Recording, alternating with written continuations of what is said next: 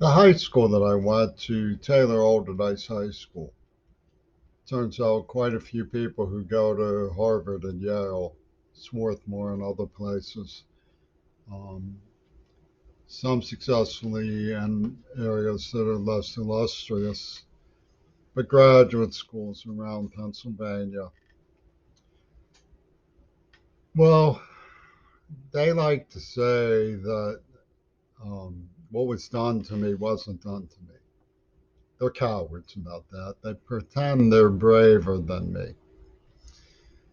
And one of the pretenses in pretending they're braver than me is to get god awful chauvinist British rock stars to say that I don't have the courage to admit that what was done to me wasn't done to me. And it becomes a closed loop of um, homicidal aggression by people who preemptively struck at me as a child. What were they doing was something Miles Kirshner calls the too good principle.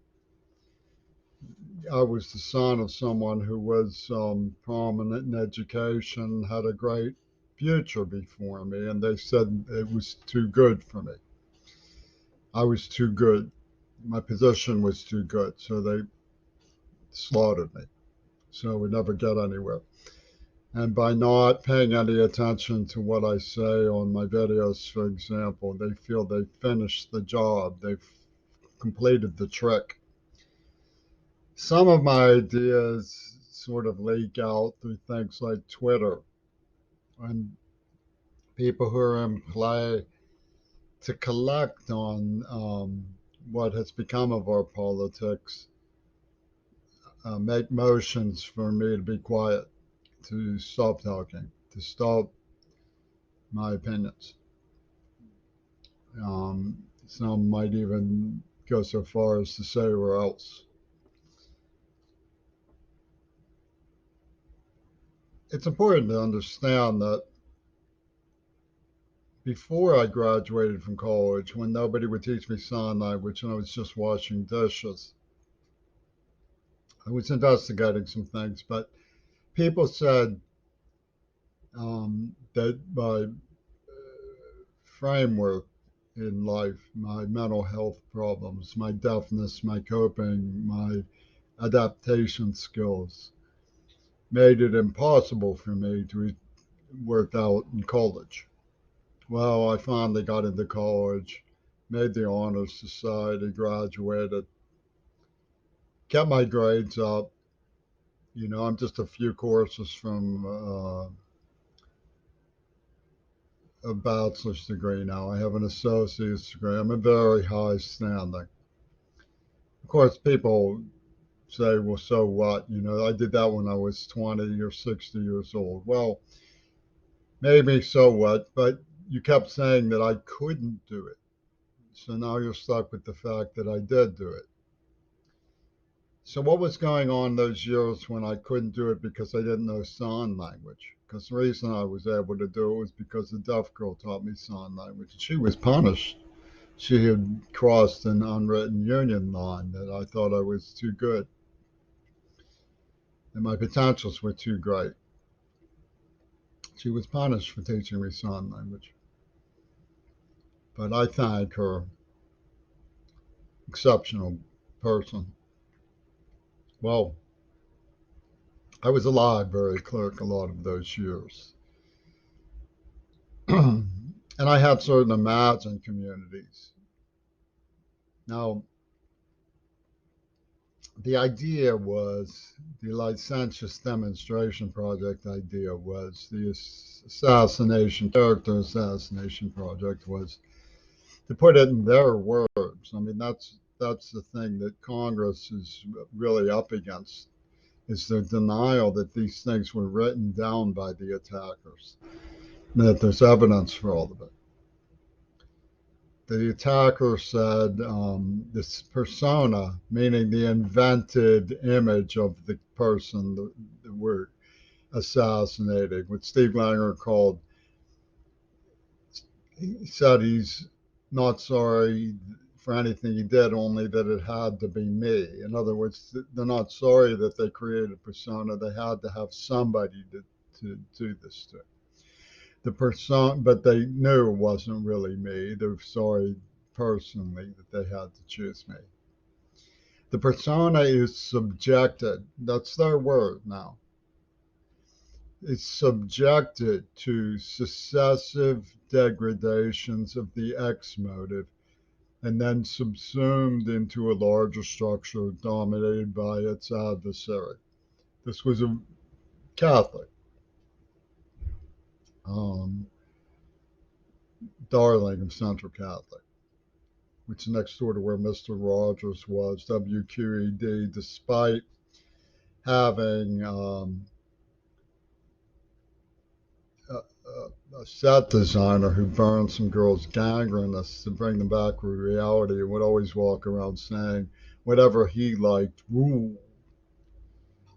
And despite subjected to successive degradations of the X motive, they denied the allegation of attack prostitution for prurient so-called research. In other words, they denied sexually trafficking me, but it was in their hand script. It was in their writing. They came right out and said, "We are trafficking this person," but then they denied it. So it was easier for Congress to handle the idea that someone who was deaf and confused had an antenna up for opportunities to sleep with girls than that someone who was a talented intellectual was on to something when it came to entrapment and the purpose of entrapment, which have proven to be a pornographic genocide. And when a pornography system designed for genocide, in other words, I was at the medical library in 1984 when AIDS was authored because these people authored AIDS. It's that simple. It's not hard. Her name was Gail Carolyn Burston. Okay. Her name was on the script. So, I mean, it's not hard. That's what happened. It's not hard. It's hard to get around the way they interjected it by saying that their starring system was someone who was even gooder, even more too good. And that was John Lennon. And we were pitting PITT against each other. I didn't know anything about it. You should have known something about it. They interlocuted while stealing from the museum priceless books and selling them for millions of dollars. So the interlocular gyrations were then used to cover up the part about subsuming into a larger structure dominated by its adversary. In other words, your story is going to be put up for bids to the highest bidder to raise money for charity program that we designed this genocide for, the better ones, the ones who didn't fall into the trap of the ones who abstain, the ones who are more parochial, the ones who are Catholic abstainers, the ones more beloved to Rome. And anybody who crosses us will piss off the interlocutor. So they've, gotten rid of, they punished the girl who taught me sign language and so on. So that's a familiar gyration. But what was going on in my mind, and where does it lead with regard to this Boris Badenov stuff we're getting from Putin's Reich? Well, I had certain imagined communities. It's a very helpful concept by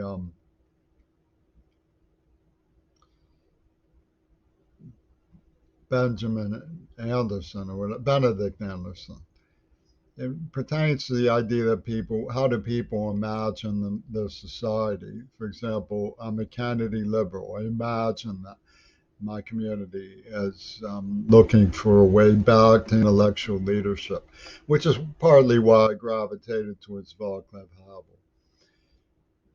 Because he believed in samizdat and parliamentarianism, and negotiating with the Soviet Union was something he did successfully. So it's hogwash that the Russians can't be negotiated with. It's been proven that they can be. So um, he was too soft on the CIA, who I knew to be doing horrible things. Like I was tortured as a dissident in America. Tortured, horribly tortured. They deny it, they lie. I was tortured. A nerve agent was used on me. I was horribly tortured. They lied about Central America. They made a mockery when I said that no, children are being affected by these um, illegal activities of mercenaries. They laughed and said, "Oh, ha ha ha ha." Crary thinks it must be a misprint. It must be a misprint. I sure hope that's a misprint. What an idealist. They actually had a kid show up at the newspaper party wearing Secret Service from like spangled Secret Service outfit from the old Nazi Reich, literally. And the black lightning bolts, the double lightning bolts. This thing was a brand new uniform. And they did it to intimidate me. Like, we have the right. So, it was pretty ugly. Other imagined communities I had were the girls, the ex girlfriends, the girls who were my lovers, who were at risk. I figured I had an imagined community of the newspaper establishment, try to get the truth, try to get the proof. And this, even more importantly, the deranged murderous interlocutors of Mellenbeck and Peter Gabriel's Real Worlds, who used the name Wispensky to say Wiswell when they um, Wiswell like Stockwell when they started tampering with my blood panels, saying we're going to balance the equity of the AIDS attack on your medical panels. I mean, these interlocutors were more morbid in lying about my attempting to find out who was playing this game and investigating it undercover, the people who were putting out the um, snarls that were so loud from the corals that eventually materialized into their very own writing about successive degradations of the X motive. I mean, they had this leer, it's Jimmy Curry's leer, Jimmy Curry's after the pussy leer. That was so salient that when Howard Diversion asked me why did I follow the bait, I said to follow the leer to get proof, and I was perfectly right. I got the proof. But the interlocutors have lied and gyrated that it was protective instinct, that I was trying to warn, to cover their failure to warn and their war game. They're incendiary. They literally have been lighting pyres and murdering people, saying you must die to fulfill our show. It's the production soundtrack. You must fulfill our Hollywood starring role as superstar in this nightmare of cruelty and sadism that was, they say, not pre-planned. It was pre-planned. They tortured me as a child, and they have the whole thing snarled up in torrential idiot laws. And who should they and Trump be? It's the NAACP. They trot out with the black man. And the black man says, it's the white trying to get a sacred penny from the Congress. Okay. And they tell me to forswear making money off my life's work. And they had it all planned. Subsumed into a larger structure dominated by the adversary. If the material evidence didn't exist, Congress would be dealing with me anyway. Why did I go undercover? Was because it materialized evidence. You see? And they're evidence shy. They refuse to admit that there's evidence. They say the whole thing was gaslighting. Penis Gabriel said it was an experience park. Jim McDermott from Congress said it would have been illegal on those terms. In other words, they're admitting to a crime, but it's a lesser crime. So they start murdering people.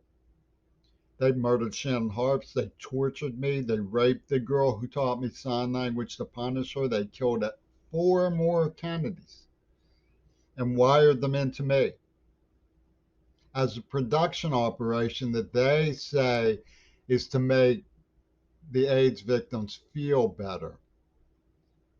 It's a poacher's right of victims who like them better. And we're supposed to just go along with it when the whole thing is fabricated and scripted.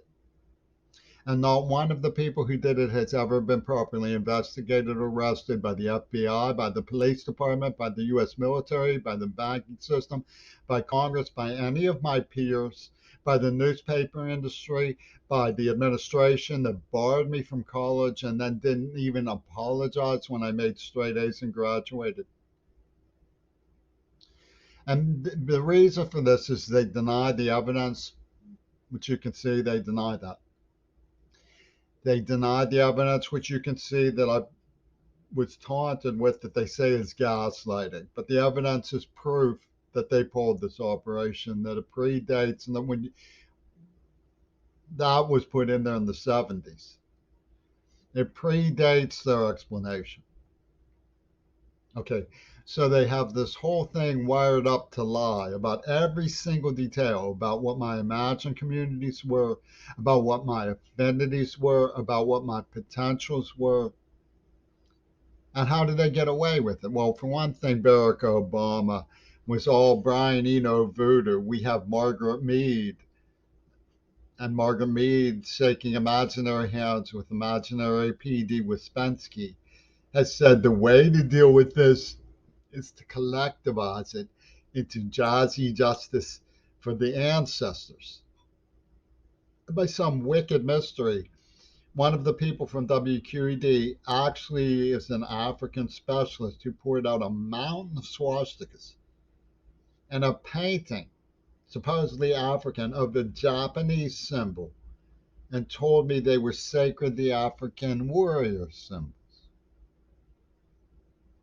With a straight face, they said that this man who produced a postcard surrounding my name with positive and negative signs on the Mount Desert Island war game, that they actively sought to poison me in fulfillment of, was protecting the JDL, the Jewish Defense League, over a girl who dated me for 2 years and was still a virgin after we broke up. And I never contested. I wrote a letter contesting her proclamation that I wasn't man enough. I said, I'm still not man enough. I'll never be man enough because I don't believe that kind of nonsense. They said that she was being protected by the honorary African warrior of the JDL, Joseph Goebbels. That's who this man extolled and put on the postcard. And this is the walrus, we're told now. The walrus of Trumpy Toon Putinese who are playing manipulator with the puppet show of leapfrog corporations of the oligarchy. They poison me in the mouth and lead up to COVID-19. Okay. So that's the problem that Congress has. Is that what they do is they say, we won't watch. Okay, so don't watch. But I try to tell people who are at risk of any kind of normal contact with me, that people who have tried to befriend me and protect me, the Kennedys on high and Deaf Genie on low, have been poached by the Postal Union, by the NAACP, by the Federal Bureau of Investigation, by the people at Mellon Bank, who claimed they had a right to do the whole thing. And lead player in all of that is the gargoyle, Paul McCartney. who claims this whole thing is a weird gyration about John Lennon that has nothing to do with anything but his sick double fantasy. He sees double.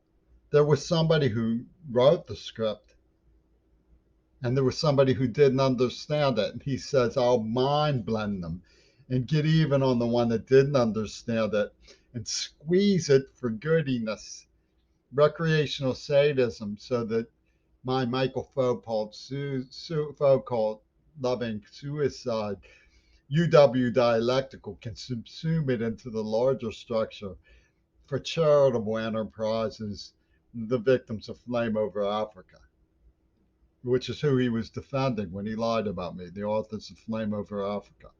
Literally, literally. Donald and Ton Clark were literally in on Flame Over Africa, which is on YouTube, which shows you that they planned this whole monstrosity. COVID 19 is Beatles 19, it's Exxon 19. And this war game that they say was gaslighting me was obviously not gaslighting me. They murdered a woman outside Sound Mental Health. They poisoned me.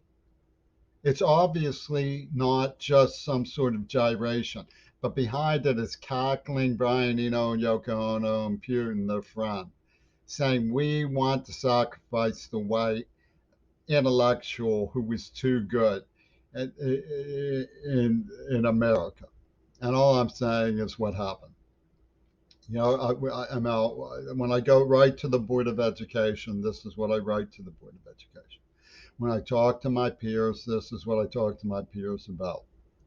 When I talk to the banking system and the police and the Consumer Protection Agency, I say I have a problem with this deranged individual, Yoko Ono. She's deranged. She's been working with the people she claims killed her husband. Okay.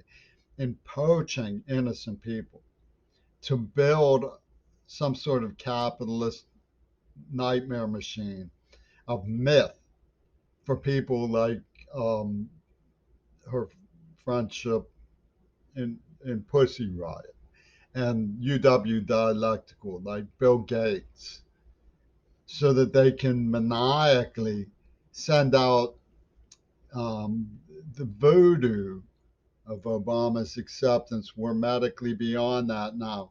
And everything is even because we killed Cersei Kennedy in that white.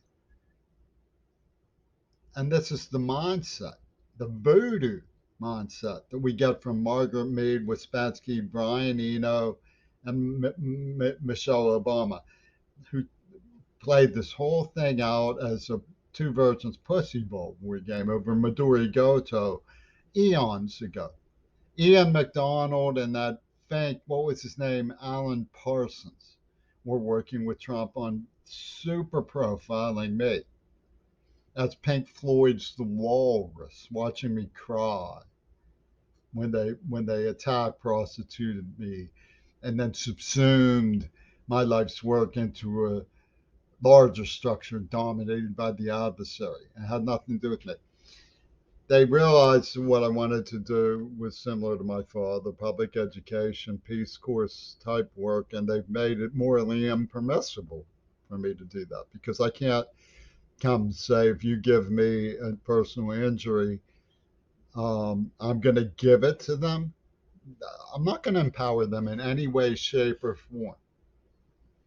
You know, and it makes what Manchin did down in West Virginia look like the only decent thing he could do.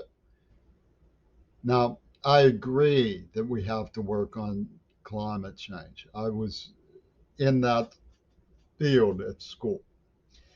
That's what I was doing. If you check the class records, when they were ridiculing me, that's what I was doing as a deaf library clerk who couldn't go to school. It has nothing to do with scamming. I read Who Speaks for the Earth when I was a child. And the reason the Pittsburgh claims they were picking on me was because I was soft. And what that meant was a naive idealist, that I didn't understand the nature of reality, that I actually believed some punk out of Czechoslovakia might come along and talk reason to the Soviet Union and get them to make diplomatic changes. Now, where was Reagan in all of this was somebody who demonstrates why it's over expecting of me to be pure in every thought and word and deed. Mikhail Gorbachev clearly had Russia's interest in mind when he negotiated with Reagan, even though Reagan was slaughtering innocent people in Central America because he claimed they were communists. Was that abandoning the communist cause? No. It's just that he didn't have the answer to every single thing that was going on in the world. And when Gorbachev, who may have been party to the larger structure, the leapfrog oligarchy that Brian Eno was helping to navigate, was the word they chose. May have been part of a navigator syndicate between the two superpowers to sort of make it easier by relaxing overpopulation, by warning people about overpopulation without reforming super industry. Overpopulation with unreformed super industry is the name of the game with the oligarchies, whether you have a Soviet Union or you don't. But reforming the Soviet Union is an important concept, but we didn't meet them halfway. We didn't reform ourselves, and we were certainly as in need of reform. And it's certainly not impossible to reform.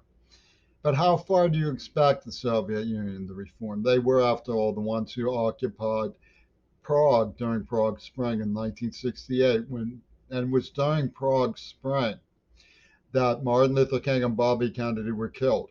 That was all during the Prague Spring era. How far can they reform when they're under pressure from all sides by NATO espionage and war buildup, when we're dropping agreements to keep short-range missiles off their turf?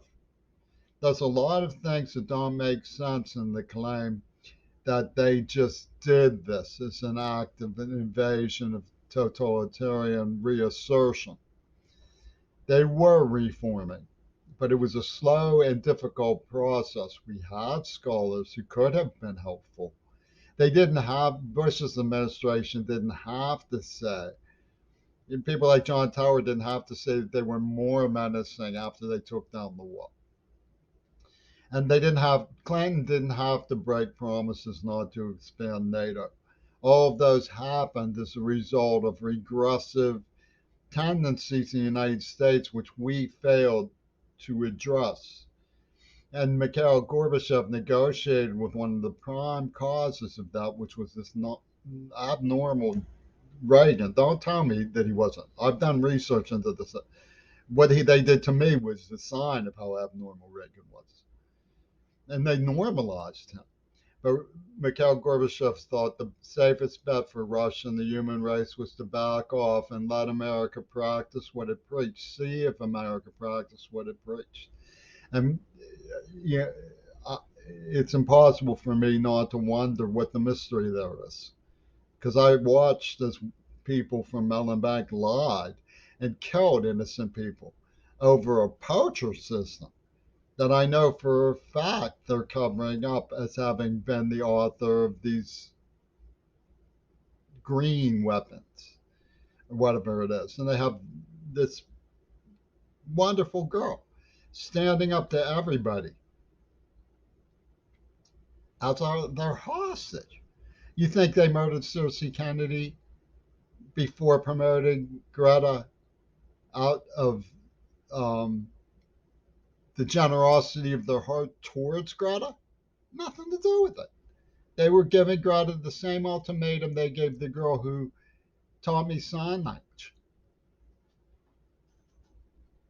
My phone just rang. I'm